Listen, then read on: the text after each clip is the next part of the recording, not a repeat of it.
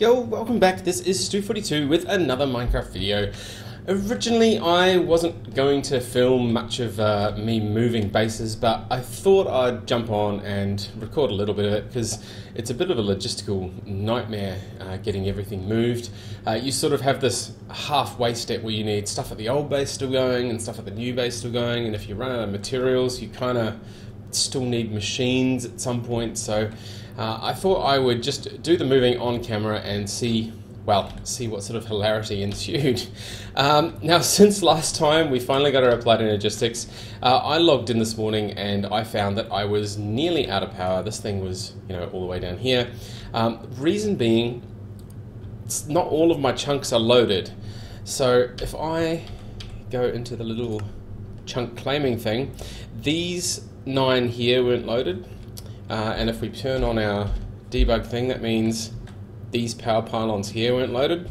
Likewise, even though my farm over there was loaded, my sugar farm, some of it goes through this territory here which isn't loaded. So I found that both of the harvesters were actually out of power, and even when you come back online and the chunks reload again, it doesn't actually recognize that they're now loaded.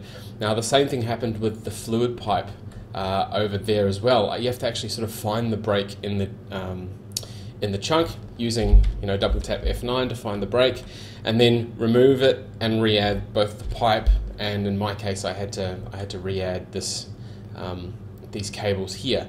Once you re-add the cables, immersive engineering realizes that it's connected again, and ta-da, you end up with power and everything. Everything's all hooked up and running again. Now the other thing I'm going to have to do, this generator is running at full time, and that is because I haven't done the that RF monitor like I did in the other base. So this is basically sitting at 0. I worked out that the new ME system is chewing up about 22 RF per tick, so pretty much nothing, but it's enough that it'll use 22 out of there. The generator will go, oh hey, I need to kick in. It'll produce 1,000. 22 will get used and the other 1,000 gets wasted. So that's why we use the RF tools, because these generators are not terribly smart when it comes to knowing how much power they're outputting and putting into the things. And it's just a waste of power. It's a waste of resources and everything. So once you put the RF monitor in, I've done the start of it there. Once you put the RF monitor in, that stops that from happening. So what's next? Well, the next bit is to make sure that all the chunks are loaded in future. So I have put one more world anchor over there.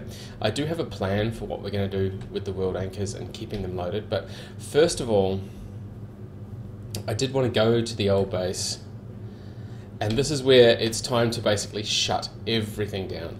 So I'm going to make the move. I've got enough power at the new place that I can recharge tools and things, and I should be able to move all these over. So the things that are using power over here should be these things. So the redstone signal in the thermal centrifuge, keeping these things warm.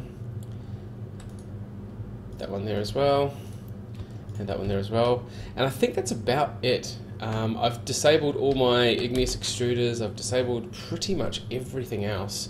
I need to go up and actually, whoops, not that high. Down to here. So we'll grab our, what is it, Golem spell? Because I have plans. I have plans for these guys. Oh, they've made more. Cut back here.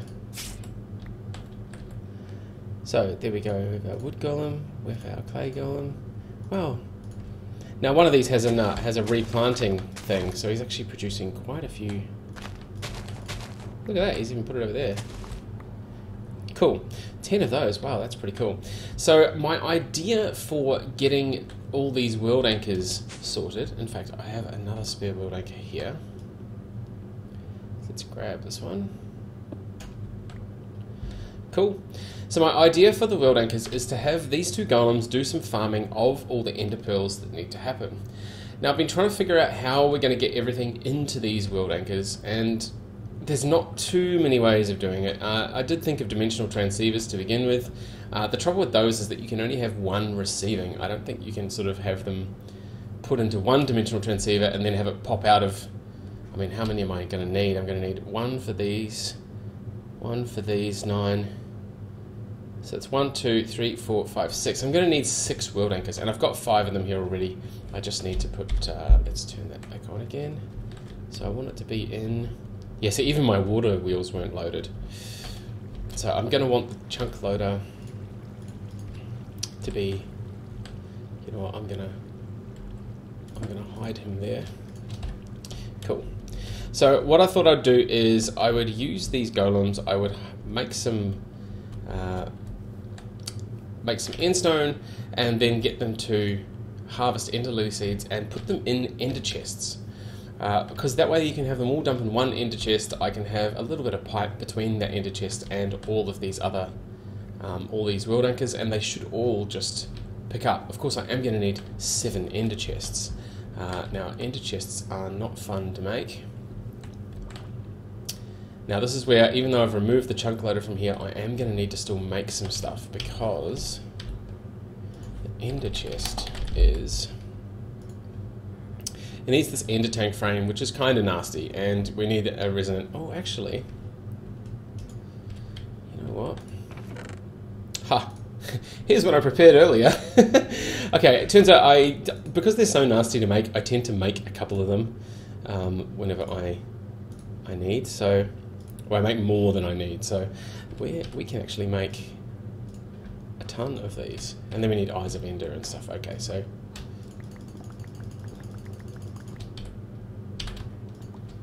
cool. So I can make a bunch of these off camera. So I'm going to run away. I'll make a bunch of these ender chests. We'll decide on a color scheme for it, and then yeah, we'll go through starting to move all of the stuff, but first making sure those chunks are loaded is definitely the first thing we want to do. So I'll be back in just a minute. Okie dokie, we have some chests. I've made 7 of the ender chests. I've made them all blue to start with, but of course that's the same as our ender pouch. So I have found that in my new AE system, this is where I've moved a lot of the junky stuff to, which happens to include the dandelions. So I'm going to grab 1, 2, 3, 4, 5, 6, 7 of those, and that will be what we use to colour these. So I might go for blue, yellow potentially. Seems as good as anything. Now where I'm going to put these, I'm going to throw these over here where they're sort of out of the way from everything else. There's this weird little spot here that isn't really good enough for anything else. So what we're going to do is we'll put down, I've just got to make sure, because these harvest golems will go up to, yeah, that should be enough, 4 blocks away. Cool. So let's go for that. What did I say? Blue, yellow? Sure, blue, yellow seems good. And now we need to put down some of this. So if we go, what's it? If he's there and he'll go 4 blocks away. Although maybe, we might be able to go something like this.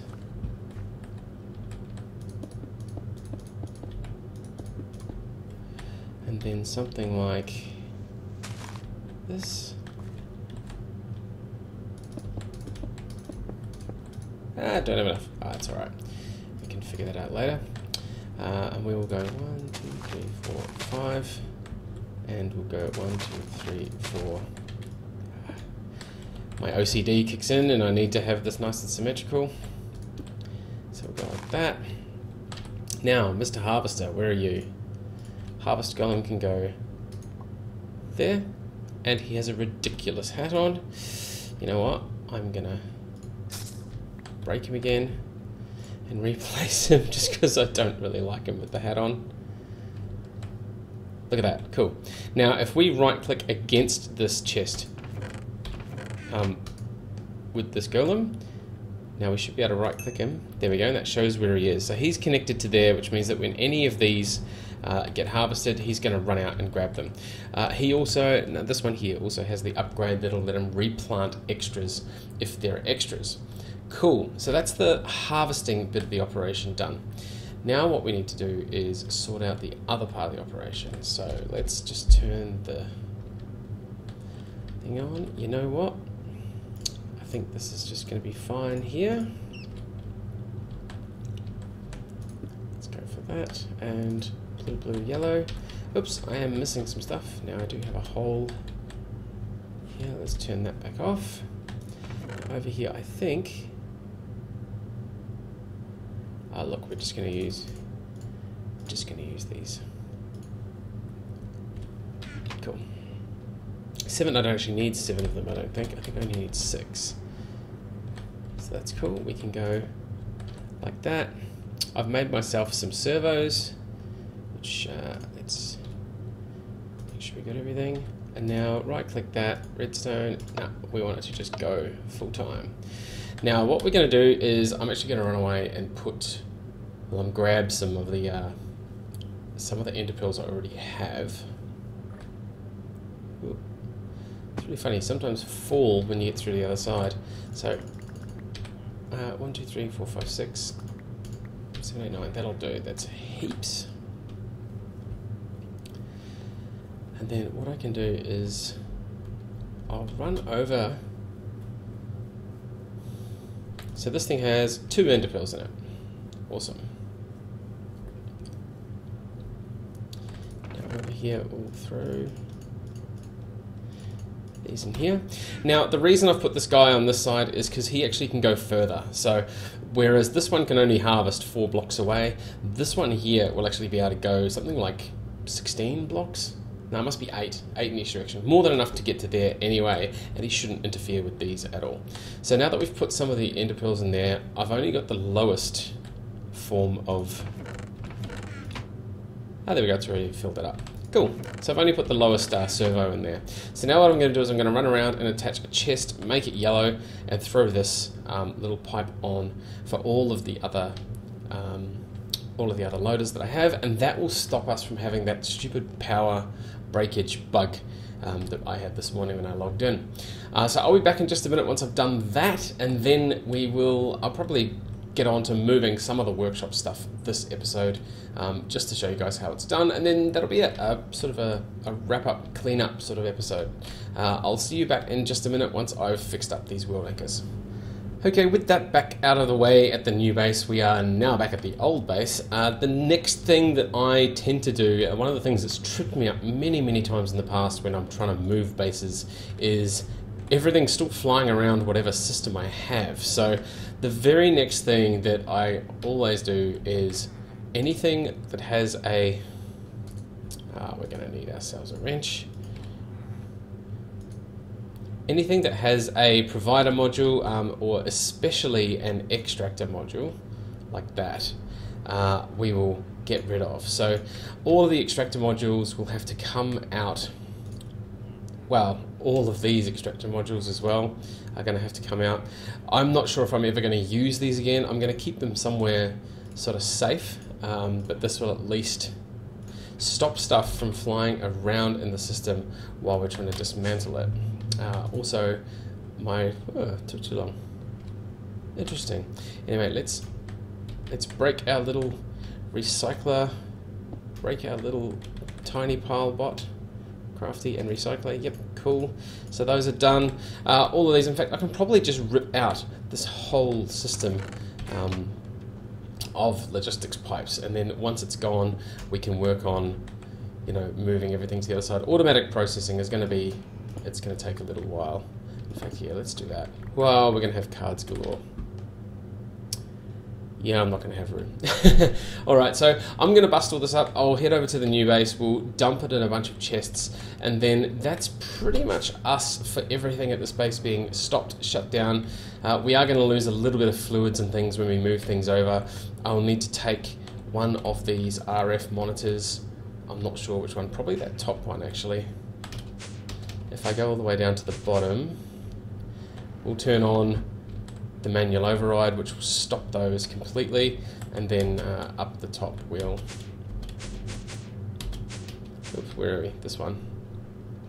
Up the top I'll get rid of that, and we'll take it over to the new base to throttle that generator as well. And that's pretty much it. I will probably come back and finish this episode very quickly with another cut, just to show you how things are looking over at the new base once I've moved a few things. But pretty much now that the storage system is shut down, and all these pipes are, the logistics part of it is shut down, it's pretty easy to just move all of these things. I mean, I can now dump all this stuff into this chest here. I'm going to build some more, well, I'm going to need to build some more of the storage chips as well for my ME drive over the other side.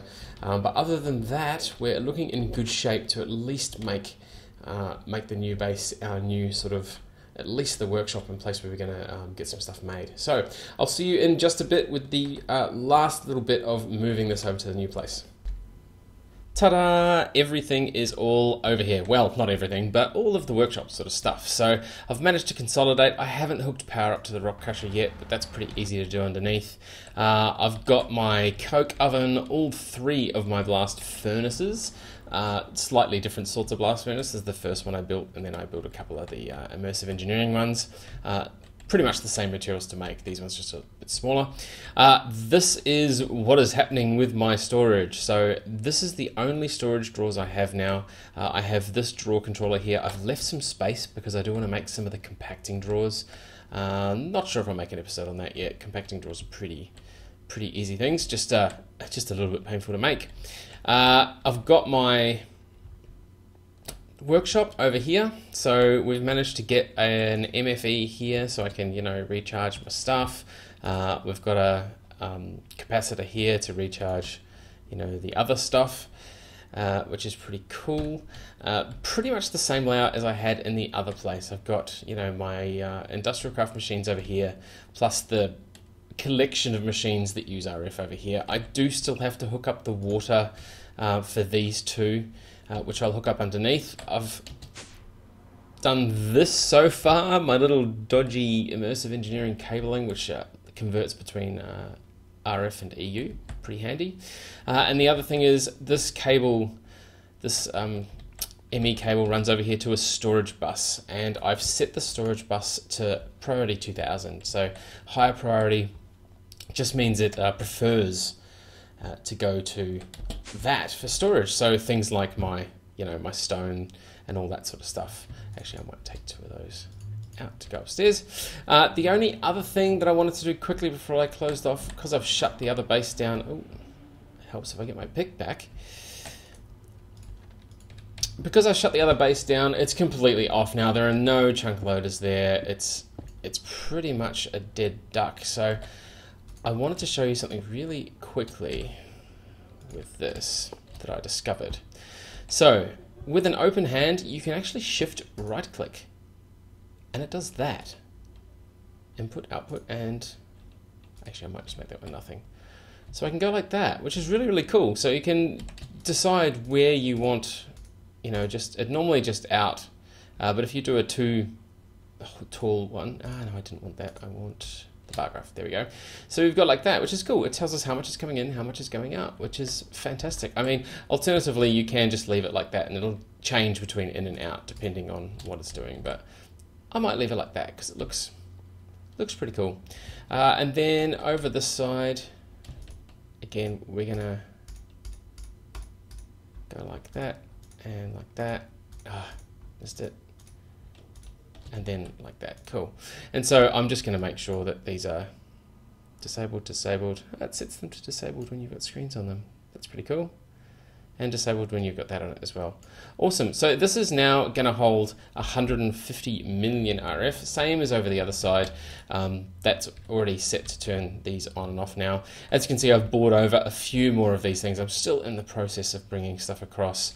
And then down here in this hole, I'm putting the sludge boiler, which at the moment hasn't got any power, and I need to hook it up into the ME system to deal with the excess, which I'm going to have to, you know, sort a bunch more things out for. But by and large, pretty happy with the way that the build is going. It's, you know, obviously a lot of work to do. All of the magic stuff still has to come across. All the automatic processing stuff has to come across, which I'm going to hollow out under here to sort of keep that nice and hidden.